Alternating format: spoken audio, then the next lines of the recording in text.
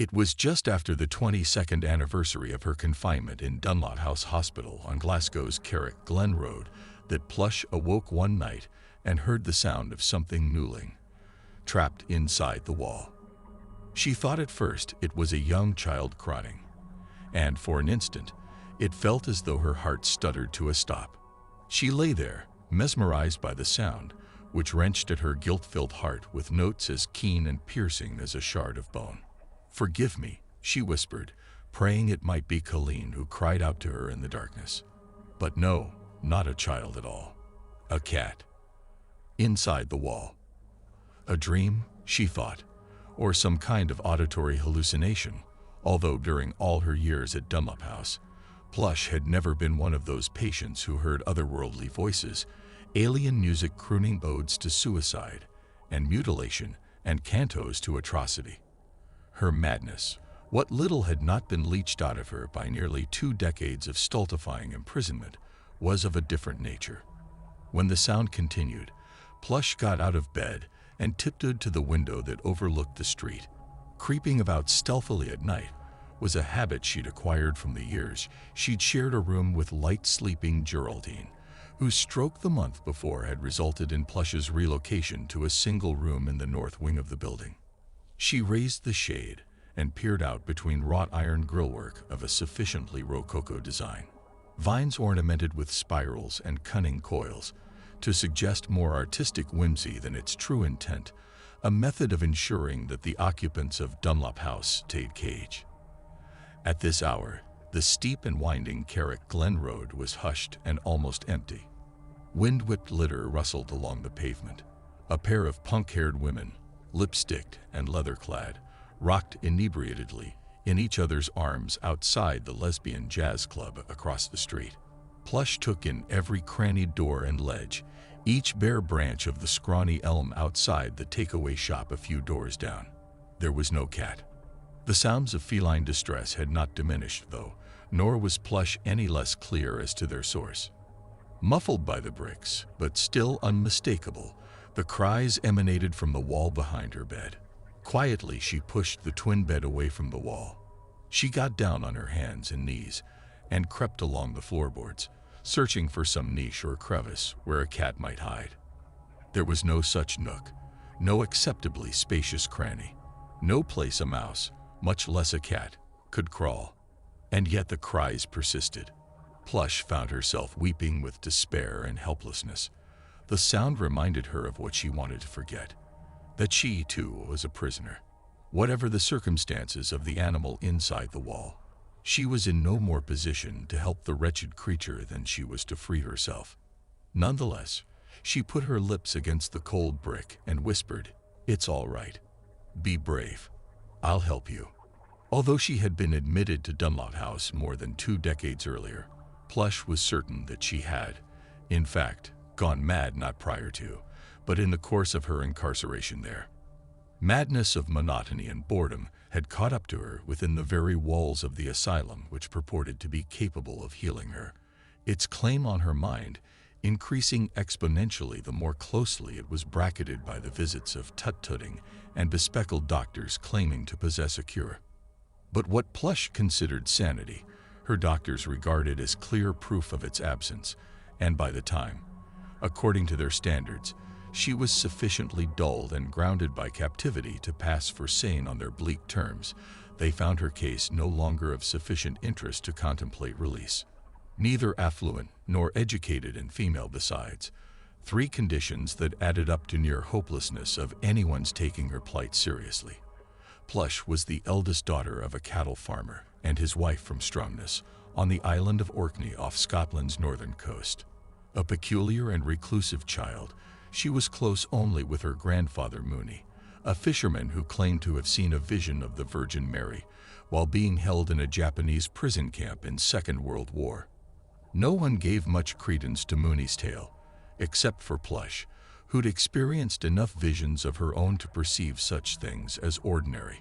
She had her own name, in fact, for the dull and limited range of perception most people seemed confined to: the Narrows. She had few words, however, to describe the miracles that sometimes visited her, but would wander the shore alone for hours beside the glittering North Sea, eyes slitted down to the thinness of incisions, bedazzled by the swirl and glamour of her private universe, the haunted murmuring of the wind, the baleful lamentations of the tides. And as an artist paints his or her most secret mindscapes, so Plush's thoughts unfurled like so much blank canvas, and let the universe scrawl across her senses its mysteries and magic, lush secrets that bewitched and titillated, and appalling wondrous doodles of the perverse and blasphemous. When her sight was at its keenest, she could slit between the sea and sky at the horizon fold where they converged like silken labia, and penetrate a realm of arcane geometry, where time serpentined in bends and coils and seasons were spawned, not in straight lines but spirals, the future turning in upon itself to birth the past and present, all three as singularly knit as a great wave that breaks into several smaller ones upon colliding with the shore. A simpleton, the neighbors said behind her back. Touched in the head, muttered her own mother, but Plush knew it was they who lacked for vision, they whose sight was so limited as to be just short of blind. They saw the narrows only. She gazed into the whole of time and God's design. Thus she had thrived, a charmed captive to her private dance, until, when she was 15, a squall churned with fatal suddenness across the North Sea, drowning Mooney and half a dozen other fishermen. Grief and loneliness made Plush unwary, heedless. Over the next few months, she sought comfort in the arms of any boy who offered her a moment's consolation, conceived a child by one of them, and was summarily evicted from the house by her mother, who said, "No daughter of mine is going to bear a bastard and raise it in my house." Plush took a job waiting tables at the Braz Hotel and moved into a small stone cottage near the sea, where she gave birth, a few months later, to a daughter whom she named Colleen. The baby was a comfort and a joy, and Plush enjoyed 2 years of relative tranquility, until the day a woman appeared from Children's Aid, acting upon a complaint from Plush's mother, who had charged her daughter with being mentally unfit to raise a child and had decided to seek custody. Plush was distraught, hysterical. She left her job and took to wandering the shore alone, bereft of visions now, beseeching God with panicked prayers to let her keep her daughter. In the Orkneys, the winter days are eye-blink brief, and darkness never fully concedes its hold upon the land. It was in February, while Plush was meandering along the chilly shore, that Mooney first emerged from the sea to greet her. He wore work pants and an old patched sweater, as if he'd just gotten up from in front of the fire at home, but his form was gossamer and radiant, shot through with smoky light. "Tell no one that you've seen me, but come back alone and walk with me tomorrow," Mooney said. "Be brave. I'll help you." And he merged back into the glimmer of the sea. Plush's ecstasy knew no containment, so much so that she begged her mother for a visit with Colleen, a boon that with some reluctance her mother granted. The next day, when Plush returned to the place where Mooney had appeared to her, she brought the child along. "Your grandfather," she explained excitedly. But the toddler screamed in terror and began struggling in her mother's arms when she saw the old man's spectral outline emerge from the water and undulate among the waves.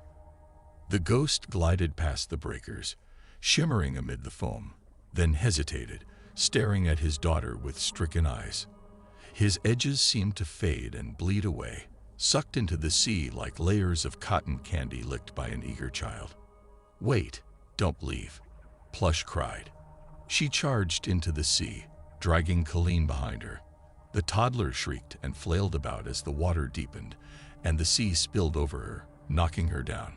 Plush lifted Colleen and floated the child in front of her. Oblivious to the danger, she waded deeper. She could still see the wraith, not more than a few yards ahead now, skimming the pewter water like a low-flying gannet, but rapidly dissolving, draining into the nearly colorless crease of the horizon. High walls of slate-colored sea crashed over her, cold brine rushing into her throat, numbing her lungs and stopping her breath.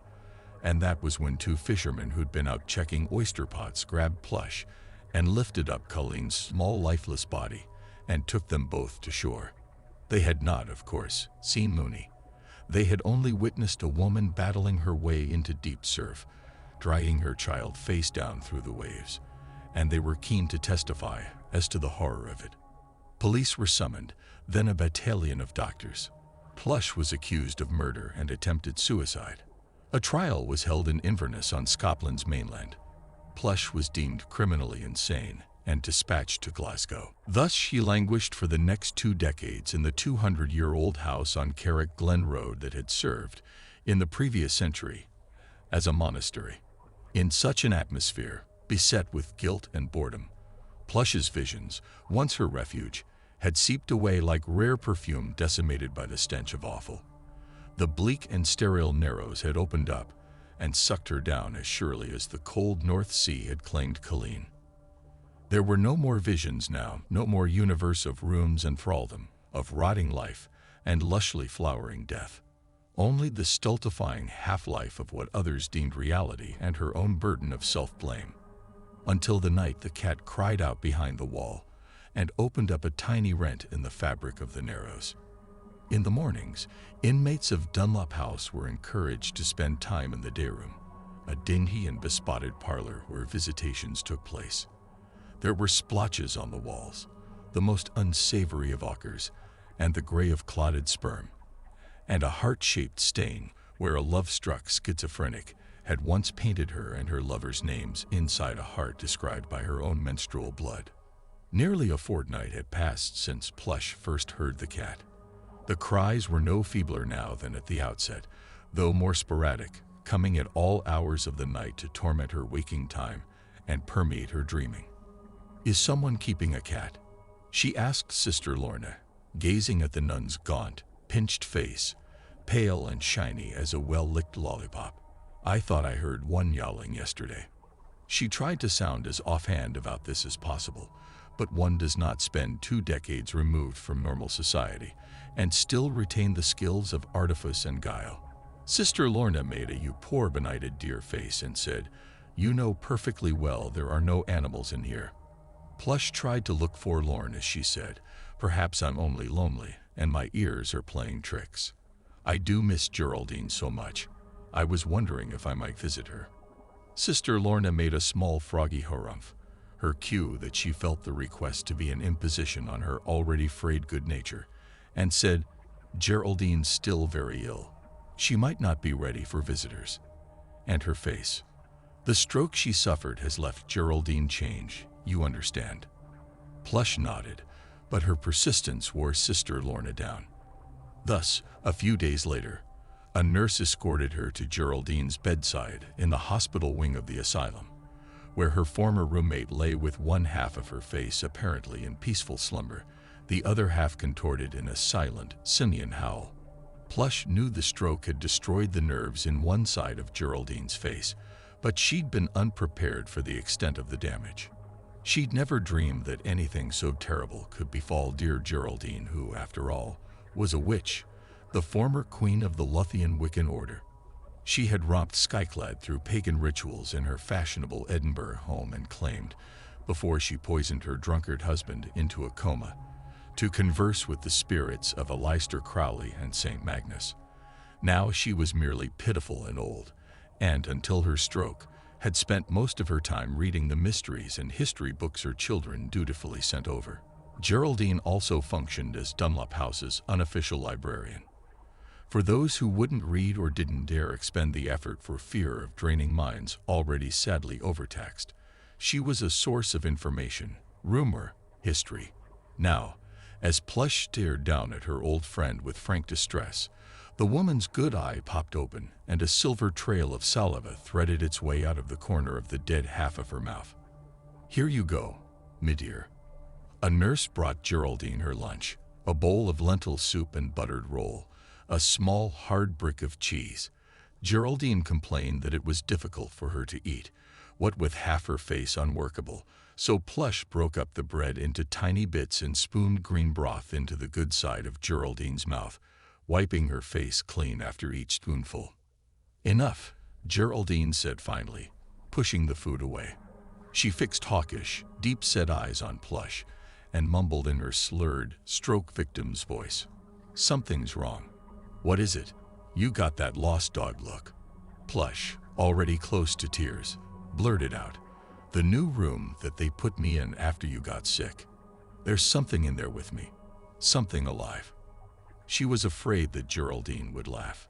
Instead, she asked, "Which room is it you're in?" "First floor," said Plush, "on the corner." "North wing?" "Yes." Geraldine touched a palsied finger to a chin porcine with bristles. "An animal?" Plush nodded. "And would it be, by any chance, a cat that you'd be hearing?" At that, Plush's hand trembled so that lentil soup leaked down onto the bed. "How is it that you know?" Geraldine gave a ragged smile. "Ah, so it's true. There was a cat." "What do you mean was? Have you heard it for yourself?" "Not I, for which I thank sweet Gaia. Just something that I read had happened back when Dunlop House was being built. I had no reason to think it true. But now, with this, the story in the history book would seem to be confirmed." Plush hated it when her old friend spoke in riddles. "I don't understand." "Ah," said Geraldine, while the good half of her face smiled and the other half toffee pulled into something approximating morbid glee. "You weren't aware that Dunlop House was founded on the blood of an innocent creature. What do you?" Geraldine shook her gray Medusa locks and grinned a gap-toothed double toil and trouble grin. "Don't look so frightened. You've not gone mad. It is a cat you're hearing, Plush, sure as day. But we ought to tell someone, oughtn't we? We ought to get it out. It's dead, you goose. Been dead 207 years, since this hellhole was first built." "But how?" "Bricking a live cat up inside a wall.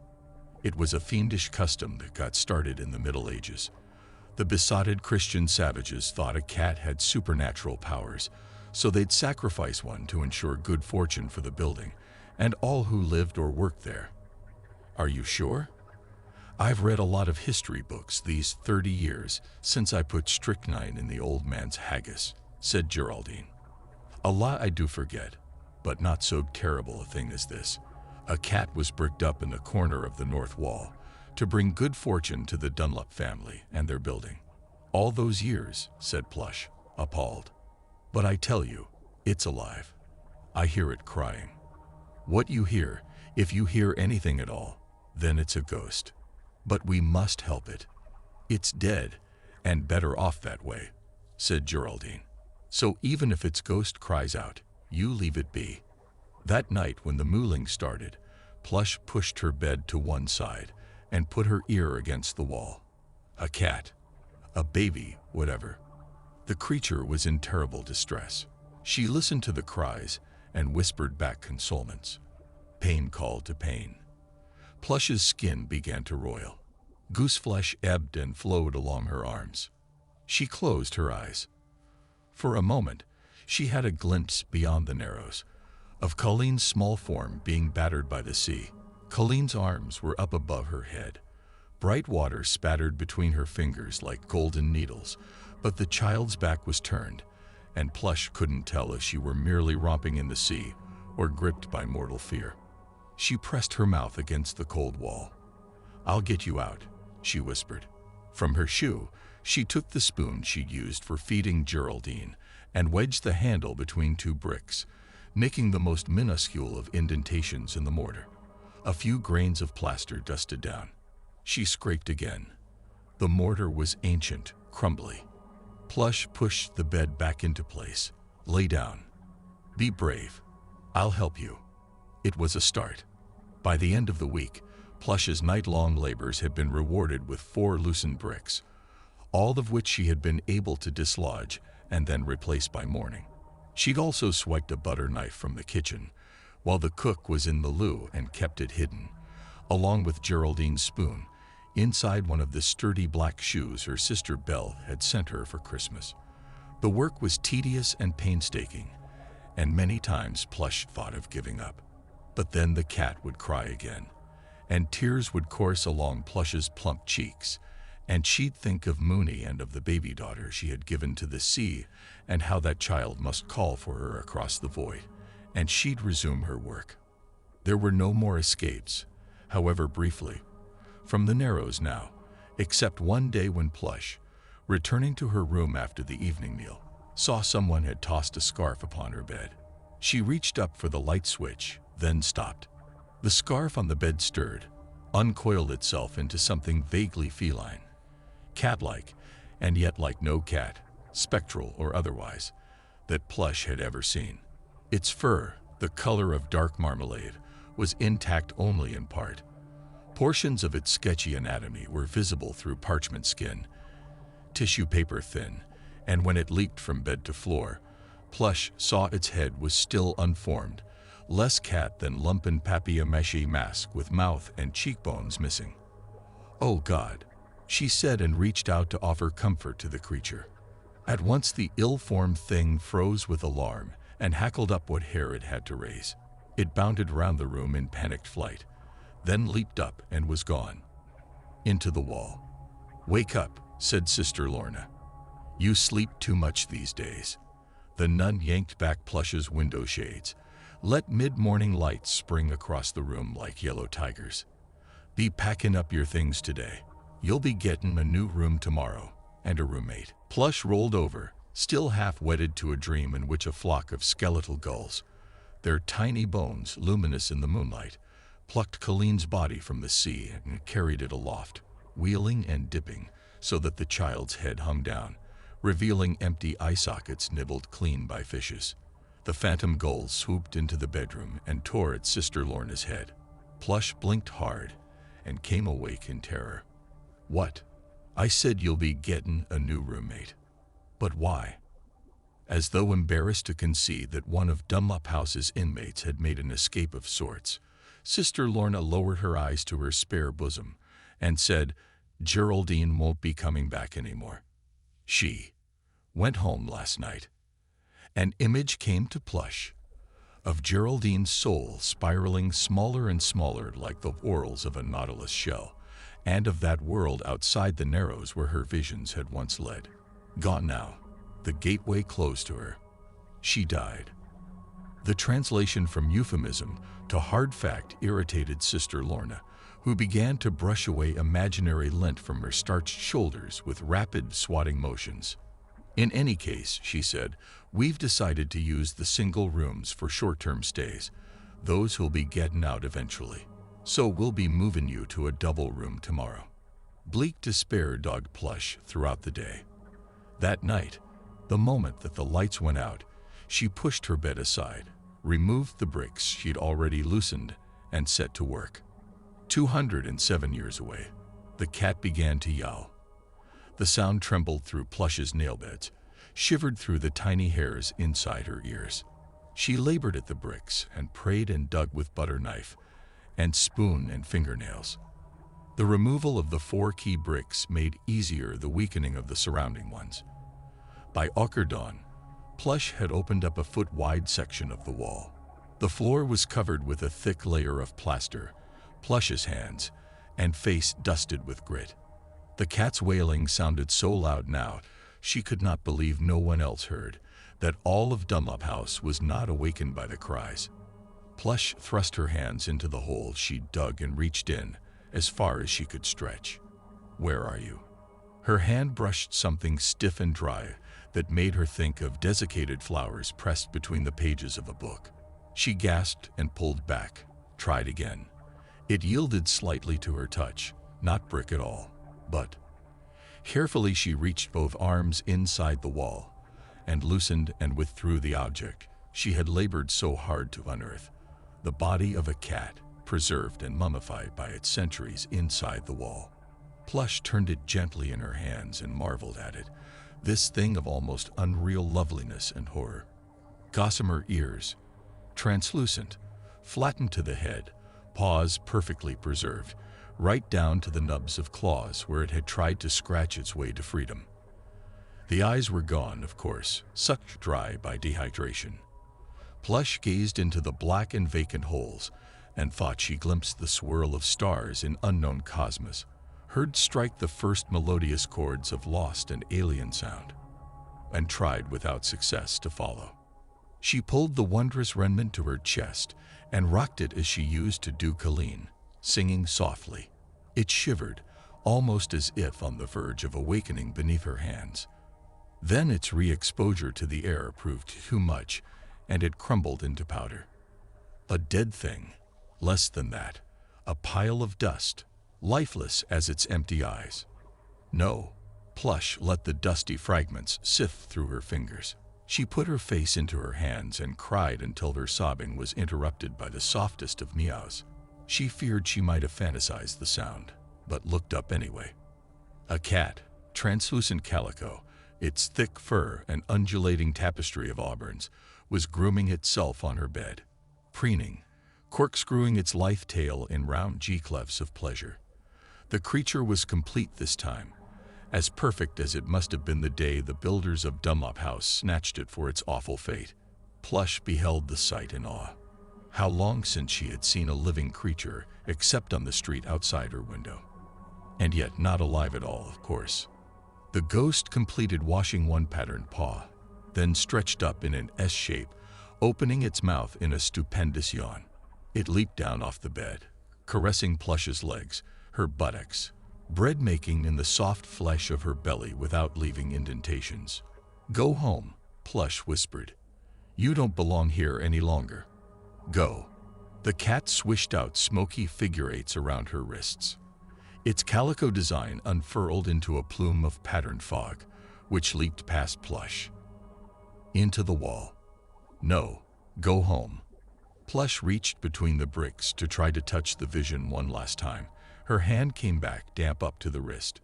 She put her fingers to her mouth and tasted salt and moisture. The section of the wall that Plush had opened pulsed brightly, appeared to widen. Plush pushed her arm into the rent. From some other bend in time, she heard the tide and smelled it, the beating of the sea on rocky shores, the tang of brine. Inside the wall. She felt it roll across her then, the extending ripples of an endless shore, where Mooney and Colleen and Geraldine and a multitude of souls washed up like interwoven strands of some vast and undulating carpet before dispersing back again into the hole. Plush shoved her head and arms inside the opening in the wall and found herself swept into a flow much fiercer than anything the sea had ever shown her.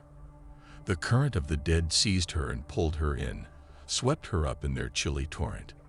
The dead flowed past and through her, tugging at her soul, and she gave in to their entreaties and let her mind sink into the cool dark of their oceanic realm. "I'll help you, Mummy," Colleen said, approaching her. "Be brave." When Sister Lorna came to fetch Plush to her new room a few hours later, she found her leaning up against the open wall, breathing still and strong of heart, but limp and mute, with eyes so blind a light shone directly into them produced no observable reaction. And when they took her to the hospital wing and put her in the bed where Geraldine had died, it was the wraith cat who slipped from behind the wall one final time and padded along the corridors to follow after, not to where they took her body, but into sacred realms of mirth and awe where Plush's empty eyes saw holiness.